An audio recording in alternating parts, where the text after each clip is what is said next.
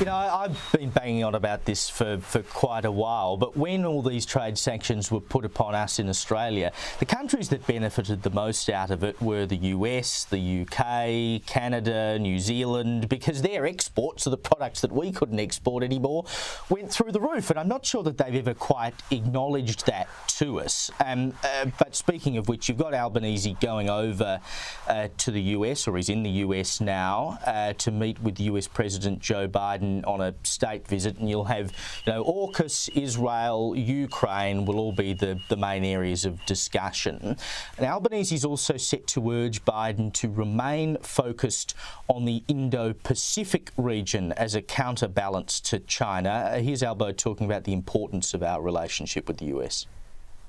The United States relationship with Australia is our most important. The first pillar, of course, is our defence relationship, making sure that the AUKUS arrangements are put in place and talking with Congress and Senate about the legislation that's required to turn this vision into a practical reality. It will be a very important visit that comes at a turbulent time for the world.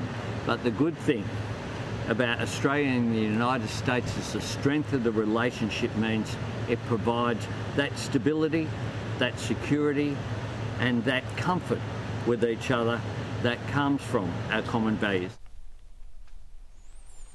I mean, this kind of debt diplomacy that China carries out through the Pacific region, we as a nation on our own don't have the kind of money to counter that.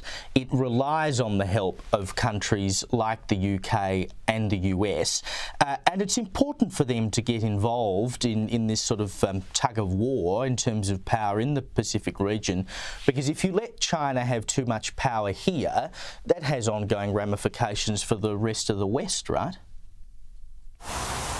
Look, absolutely, Caleb. And look, two things we did as a previous government as well. When you look at AUKUS, obviously initiated by the previous government, and let's not forget the Quad, which is the arrangement obviously between India, Australia and Japan and the US. So that's a very important relationship as well. So national security is the most important thing any government can do.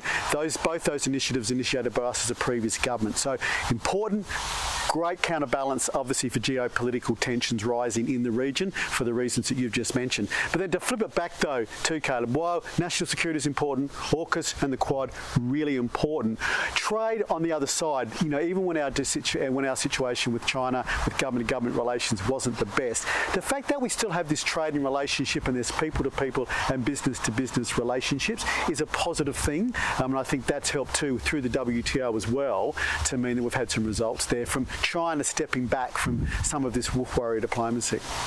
Just moving on to a separate issue for a moment, Kevin, the peak body behind the No campaign for the Indigenous Voice to Parliament, Advance Australia, they're obviously moving on from that now. That's all done, but their next target is going to be Labor's misinformation laws, because they're claiming that, you know, it'll be used as an attempt to silence conservative voices. I mean, I think it goes further than that. It's not just about censoring conservative voices, it's about censoring anyone at any time that they feel the need to, whether they be a conservative or otherwise. If you say something that the government decides is outside of the realms of what it likes, and that could be any government, mind you, it could be a coalition government or it could be a Labor government, whoever's in power has the ability to control this kind of thing. If we set that precedent with a government-owned body or controlled body like ACMA to be able to tell you what you can and can't say on social media, I mean, we go down a very dark road. Look, this comes back to one of the greatest things we have in our community and our country is freedom of speech. And this legislation, with no exaggeration, is threatening that.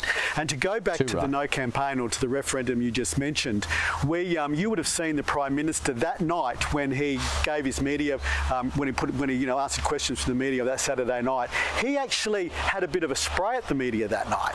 And he said, you know, he blamed some people in the room for basically spreading misinformation from the No campaign campaign. Now, what was that misinformation? He alluded to then that the misinformation, that it was making some of the accusations being made by the No campaign was stupid, like, you know, the power of the voice. They weren't stupid claims. People were questioning the power of the voice because we knew that it was the High Court that would determine the power of the voice, not federal parliament if it was in the Constitution. Now, he poo-pooed it that night and had to go at the media when he lost his referendum. So that is why this legislation is so dangerous, because as you alluded to, there will be some bureaucrat or the government sitting there somewhere saying that's misinformation and that's not allowed. And there goes freedom of speech. And we're back to George Orwell and the Ministry of the Truth with that type of stuff, because there'll be one person determining what truth is and what truth isn't. Kevin Hogan, thank you for joining me.